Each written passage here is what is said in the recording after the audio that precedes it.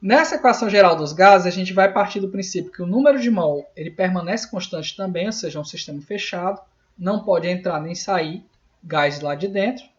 E a gente altera simultaneamente o valor de temperatura, volume e pressão.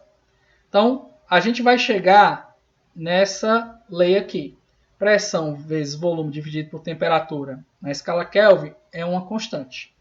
Vamos demonstrar isso aqui. Como é que a gente chega nessa equação? Então, a gente está mudando. A gente tem o estado 1 e aqui tem o estado 2. Você está mudando pressão, volume e temperatura. Para chegar no estado 1 e estado 2, você pode mexer nas três ao mesmo tempo. Mas você também pode fazer isso por um método indireto. Primeiro, você mantendo a temperatura constante. Isso aqui é uma etapa intermediária.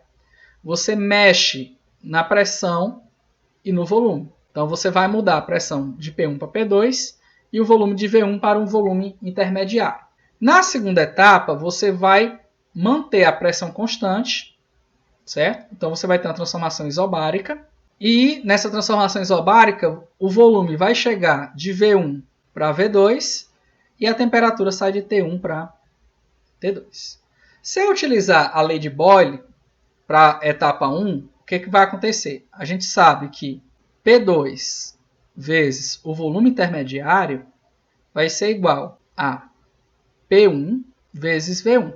Se eu isolar o volume intermediário na equação, o volume intermediário vai ser P1 vezes V1 dividido por P2. Se eu utilizar na etapa 2 a lei de Charles-Gay-Lussac com a transformação isobárica, a gente vai encontrar que VI sobre T1 é igual a V2 sobre T2.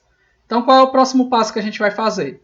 A gente vai pegar esse volume intermediário que a gente isolou aqui e vai substituir aqui na equação. Então, se eu substituir aqui, vai ficar P1 vezes V1 dividido por P2. Aqui já tinha um T1, ele permanece. Isso aqui é igual a V2 sobre T2. Passando o P2 para o outro lado, ele estava dividindo, vai vir multiplicando no lado de cima. Então, a gente vai chegar aqui que P1 vezes V1 dividido por T1 é igual a P2 vezes V2 sobre T2. Tranquilo? Então, isso aqui é chamado de lei geral dos gases. Vamos fazer um exercício onde a gente muda todas as variáveis. Um determinado gás ocupa inicialmente o volume de 20 litros, estando sob uma pressão de 1,5 atm a uma temperatura de 200 Kelvin. Qual é o volume ocupado pelo mesmo gás quando a pressão e a temperatura são aumentados para 6 atmosferas e 300 Kelvin? Então, vamos olhar aqui. Primeiro, variáveis. A gente vai ter volume inicial 20 litros, pressão inicial vai ser 1,5 atmosfera, temperatura inicial já está em Kelvin, não precisa converter, 200 Kelvin. A gente tem que a pressão final é 6 atmosferas e que a temperatura final é igual a 300 Kelvin. Beleza? Então, a gente pode utilizar a equação pressão final vezes volume final dividido por temperatura final é igual a pressão inicial vezes o volume inicial dividido pela temperatura inicial. Como eu estou interessado em saber quanto é o volume final, a gente vai isolar o volume final aqui e ele vai ficar igual pressão inicial, volume inicial dividido por temperatura inicial, que é o que eu tinha antes. A temperatura que estava embaixo vai passar para cima no outro lado e a pressão final que estava em cima ela vai passar para o outro lado embaixo. Isolamos a variável que a gente quer, agora a gente pode substituir os valores numéricos.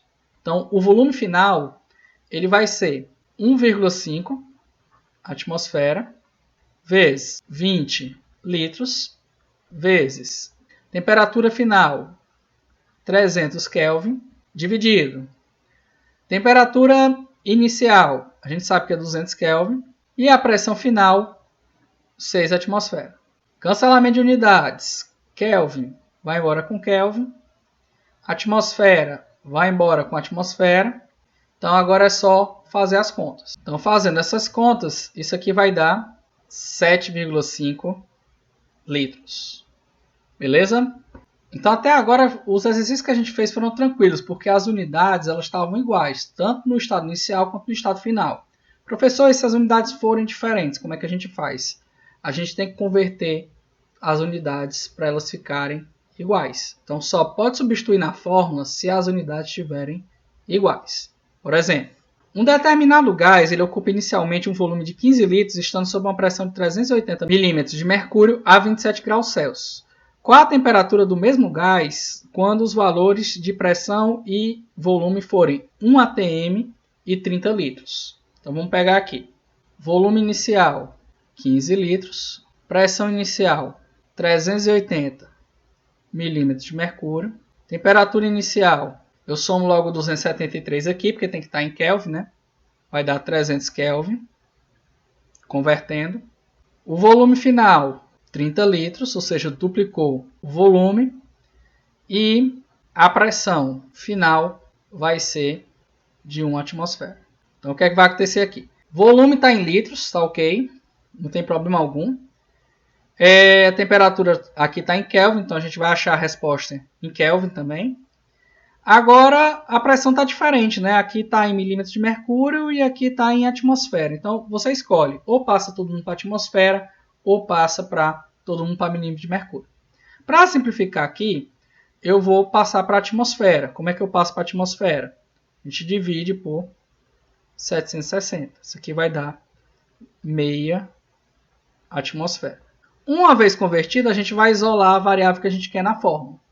Vai ficar que o volume inicial vezes a pressão inicial dividido pela temperatura inicial é igual ao volume final vezes a pressão final dividido pela temperatura final.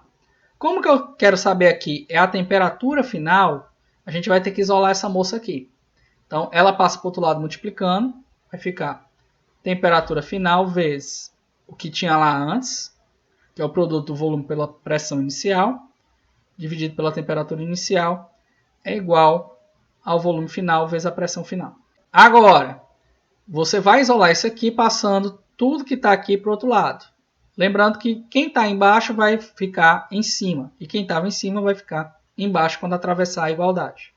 Vai ficar volume final vezes pressão final vezes temperatura inicial em cima, e o volume inicial e a pressão inicial passam para baixo. Isolamos a variável. Agora que a gente isolou a variável, é só substituir os valores numéricos.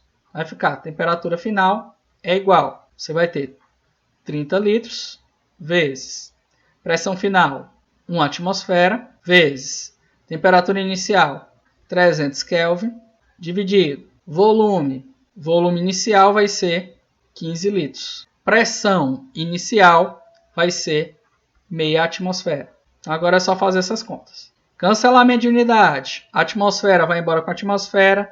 Litro vai embora com litro. A resposta tem que dar em Kelvin. Cancelamentos. 30 pode cancelar com 15. Fica 1 embaixo, 2 em cima. E 1 atm. Pode cancelar com meio. Vai ficar 2 em cima e 1 embaixo. Então, temperatura final vai ser igual. 2 vezes 2, 4. 4 vezes 300, 1.200 Kelvin. Beleza? Então a temperatura vai aumentar para 1.200 Kelvin. Alguma dúvida? Gente, agora a gente vai entrar na terceira parte da nossa aula, que é a parte da hipótese de Avogadro. Então, Avogadro é o nome desse cientista aqui, né? O sobrenome dele, Lorenzo Romano Amedeo Carlo Avogadro, certo? Então, segundo a hipótese dele, igual o número de partículas de um gás nas mesmas condições de volume e temperatura, eles têm que apresentar a mesma pressão. Como a pressão ela é dada pela razão da força dividido pela área, o que vai acontecer? Então, de onde é que vai vir essa pressão? É a força da colisão multiplicado pelo número de partículas. Então, se você tem dois gases que estão na mesma temperatura, eles vão ter a mesma energia cinética média, ou seja, a força da colisão desse gás com a parede do recipiente ela vai ser constante. Só que o que vai mudar, se você modificar a quantidade de moléculas dentro do sistema, a quantidade de impactos vai modificar. Então, se você utilizar metade das moléculas, a pressão cai pela metade. Por quê? Porque o número de colisões com a parede do recipiente também vai cair pela metade. Então, nesse caso, a gente tem 16 moléculas aqui e aqui você tem 8. Como o número de moléculas caiu pela metade, a pressão também vai cair pela metade aqui no nosso medidorzinho.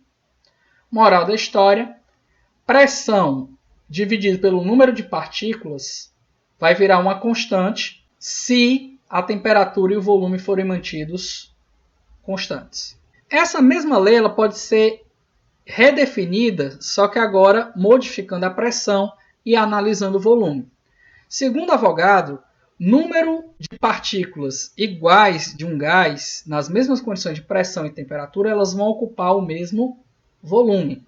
Então, se você tem, por exemplo, 4 gramas de hélio, 15 gramas de amônia e 32 gramas de dioxigênio, eles vão ocupar o mesmo volume se estiverem na mesma condição de temperatura e de pressão. Ou seja, a razão de volume pelo número de partículas também vai ser uma constante. Uma das aplicações para isso foi a correção das massas atômicas e das massas moleculares das substâncias que eram conhecidas na época, certo? E ele conseguiu desvendar a fórmula da água. Segundo Dalton, a fórmula da água tinha que ter a menor proporção possível entre hidrogênio e oxigênio. Então era HO. Quando o Avogadro ele afirma que a fórmula da água é H2O, em que ele se baseou? Quando você faz a eletrólise, o que é eletrólise? É um experimento que você passa a corrente elétrica por dentro de um composto ou de uma mistura e você vai decompor aquilo em substâncias. No caso da água, essa eletrólise pode levar à formação de oxigênio e hidrogênio. Quando ele é verificada essa eletrólise, o oxigênio e o hidrogênio são gases. Então, como eles são gases, eles vão começar a preencher o tubo onde está ocorrendo a eletrólise e vão deslocar o líquido. Então, você consegue medir o volume do gás formado. Quando ele mediu o volume do gás formado, o volume de hidrogênio ele era o dobro do volume de oxigênio. Portanto, ele imaginou o quê? Que o número de átomos de hidrogênio era o dobro do número de oxigênio na molécula de água. Portanto, ele ajudou a corrigir a fórmula da água para o nosso conhecido H2O. Vamos definir agora as condições de estudo do gás. A gente vai trabalhar com duas condições principais, chamadas de CNTP, as condições normais de temperatura e pressão, e a CPTP, que são as condições padrão de temperatura e pressão. Nas duas, o valor de temperatura padrão de estudo é a mesma, que vai ser de 0 graus ou 273 Kelvin. O que vai diferenciar um da outra vai ser a pressão. Quando você falar condição normal, a pressão normal é de 1 atm. Quando você falar de condição padrão, a pressão padrão é de 1 bar. Lembrando que 1 bar é 0,987 atm, ou seja, um pouquinho menor. Então, nessas condições, o volume de 1 mol de qualquer gás, nas condições normais, é 22,4 litros por mol. Já na CPTP, o volume molar, ou seja, o volume de 1 mol de um gás, ele vai ser 22,7 litros para cada mol, independente da identidade do gás. Então vamos agora fazer um exercício aqui. Dispõe-se de 3 cilindros contendo gases submetidos à mesma pressão e temperatura. Em qual dos seguintes recipientes há o maior número de moléculas? Então vamos lá. Quando você olha para cá, a gente vê o quê? Que quando você tem condições de pressão e temperatura, o volume ele é diretamente proporcional ao número de moléculas. Portanto, se você tem um maior volume, por consequência, você também vai ter um maior número de moléculas. Então, resposta para a questão. Quem tem o maior número de moléculas? Quem tem o maior volume? E quem é que tem o maior volume aqui? É o hidrogênio. Então, o que vai acontecer? Ele tem o maior número de moléculas. Beleza? Então, essa aqui foi bem tranquila, né? São diretamente proporcionais. Basta avaliar a quantidade do volume que você sabe a quantidade de moléculas que cada um vai ter. Você vai ter uma noção quem é que tem a maior quantidade de moléculas. O dioxigênio pode ser produzido ao se misturar água oxigenada com água sanitária. Então, se você misturar o peróxido de hidrogênio com o hipoclorito de sódio, você pode produzir o gás de oxigênio. Sabendo que uma reação produziu 1,6 gramas de dioxigênio, qual o volume ocupado por esse gás na CNTP? Então vamos lá. Então a gente sabe que isso aqui é o volume molar. Significa o quê? Que 1 mol do gás ocupa 22,4 litros. Então, para saber o volume ocupado por um gás, primeiro passo é determinar o número de mol. Como é que a gente faz isso? Dividindo a massa pela massa molar. Então, a massa molar do dioxigênio vai ser 2 vezes 16, que é aquela massa que está na tabela periódica, multiplicado pelos 2 átomos que compõem a molécula. Isso aqui vai dar 32 gramas por mol. E o número de mol vai ser 1,6 grama dividido por 32 gramas por mol. Isso aqui vai dar 0,05 mol. Professor, agora como é que eu vou achar o volume? Utilizando o volume molar. Então, o que é que acontece? O volume molar, ele é o volume dividido pelo número de mol. Então, aqui a gente pode reagrupar pegando que o volume é o número de mol vezes o volume molar. Então, o volume ocupado por esse gás, ele vai ser número de mol 0,5 mol vezes o volume molar, que é 22,4 litros por mol. Cancela mol com mol e essa conta ela vai dar 1,12 litros. Resposta, 1,12 litros. Beleza? Então, isso aqui é um exemplo de aplicação da hipótese de Avogadro. Tranquilos?